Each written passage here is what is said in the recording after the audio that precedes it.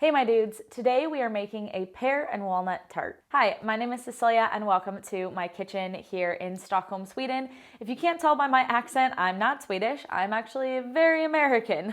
As an American, I celebrate Thanksgiving, but as an immigrant, Thanksgiving is a huge deal for me.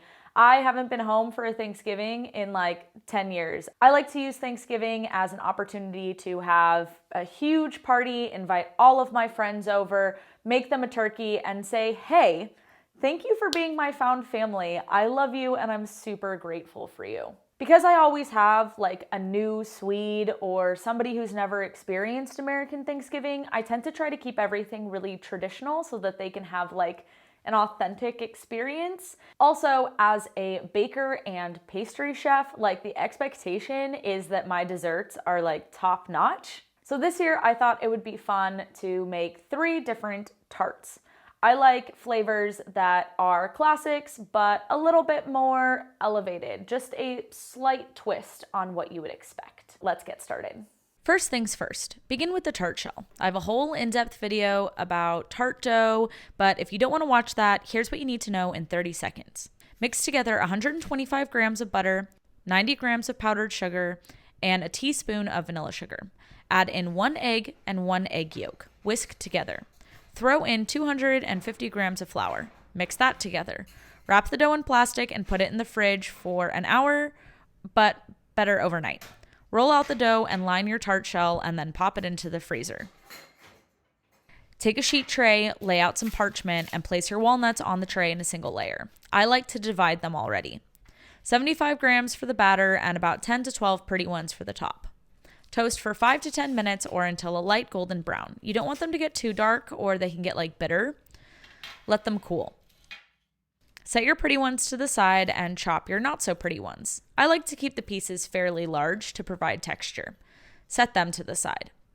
Into a bowl goes 100 grams of butter, 90 grams of sugar, and 110 grams of almond flour. Mix together until homogeneous. Switch to a whisk, add in 1 egg, and whisk. Once that's all together, add in 1 more egg and mix until there's a cohesive batter. Throw in the chopped walnuts, a pinch of salt, and about a teaspoon of vanilla extract and stir it up again.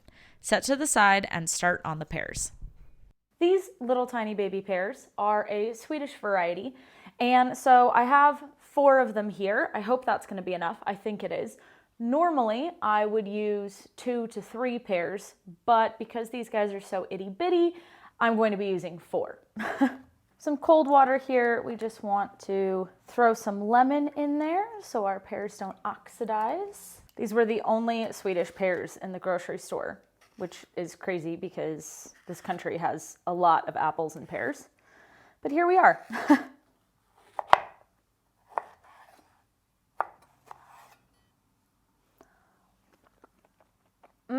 Oh, wow.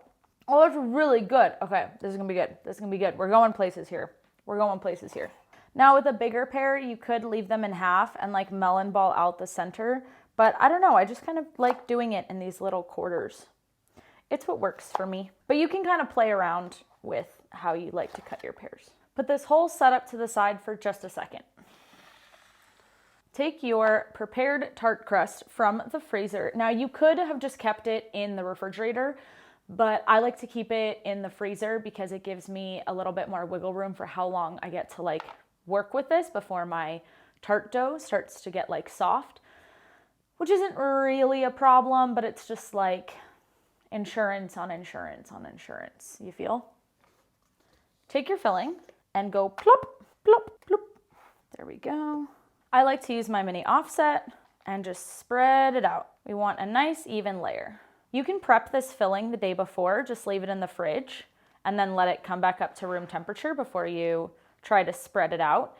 If you see that overnight it's gotten kind of gray, don't freak out. Walnut skins have a tendency to do that when they've like touched water. They release their like pigment and they'll like stain the environment around it. And it's kind of like this like purplishy gray.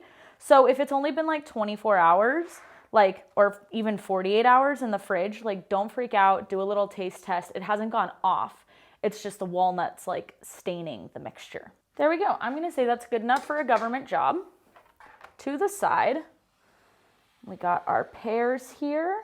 So I want to cut these into nice thick slices, and I'm cutting them very slightly on an angle just because it helps when I go floop.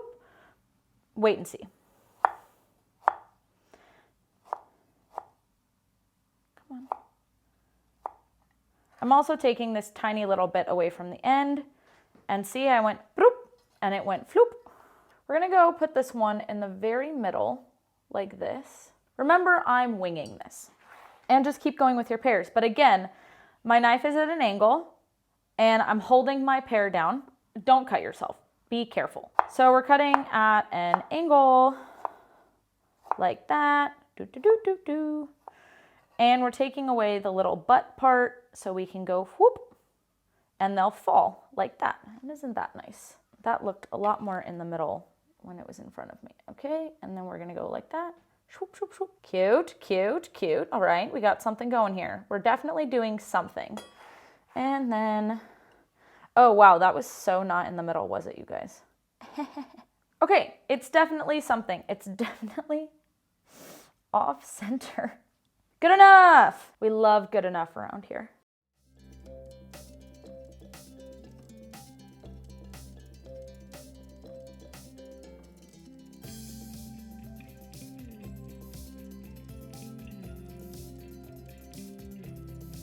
Oh, adorable. That looks really cute. I like it. Love that for me. Love that for us.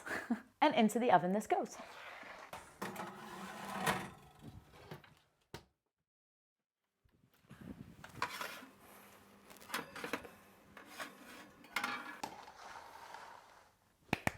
Look how pretty it is. Oh, I'm so excited. Now I have a little bit of maple syrup.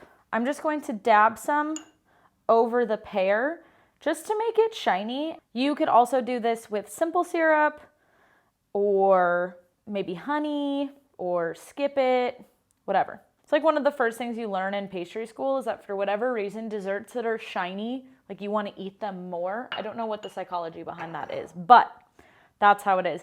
This is so cute. And now we just have to wait and let it cool as per usual. Now that this is cool, we can make it even cuter. I'm gonna take my same little maple syrup setup here and brush the pears one more time. So they're really nice and sticky and shiny. All right, there we go. Powdered sugar. And I use a tea strainer for this just because I think it just works really well and it gives me a lot of like precision. Actually, we can take this out now.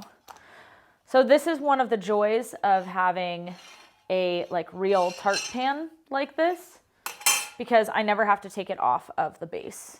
I did not talk about that earlier, but I am thinking about it now. Oh, so cute. Oh my God. Wow, that looks so sweet. Like sweet as in like cute. I mean, obviously it's sweet as in taste-wise too, but. And the reason we put that second layer of maple syrup on is, as you can see, so that we can highlight the pears because when the powdered sugar hits that maple syrup, it just dissolves. You could also, I'm thinking about doing the walnuts, but I feel like I've already committed. So you could have also put a little bit of maple syrup on the walnuts and then you like wouldn't see them as much either. But I just think that looks so cute. Oh, I'm so excited to taste it. All right, guys, moment of truth. I think I'm gonna cut myself an entire piece of pear because, oops, why not, right? Ooh, that's nice. Lots of walnuts in there. Wow, gorgeous. Oh, wow. Wow, that's really good. This is way more walnut forward than you think it's going to be. Like it's really nice and walnutty. This would also, of course, work really well if you wanted to substitute apples for pears. Just, you don't have to do anything different. I like how every time I eat something on camera, I'm supposed to take like one bite and I end up eating like the entire slice. I'm not gonna eat the entire slice today. Or will I? That crust is so good too. Thank you guys so much for watching. Next week in our Thanksgiving tart series, we are going to be making a pecan tart. Think of it as kind of like pecan pie's more elegant, sophisticated older sister. Anyways, if you enjoyed this week's video, then go ahead and watch this video next. And I hope that you have a great week and that I'll see you around. Hej då!